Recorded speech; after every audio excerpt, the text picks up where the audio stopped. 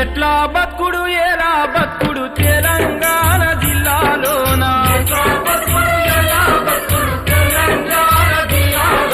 లాఠీ తూటల రాజ్యమాయ తెలంగాణ పల్లెలోన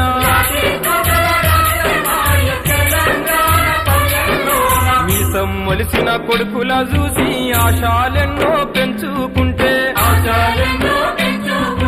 చదువుకొని గొప్పోళ్ళయి సాతారని కలలు గంటే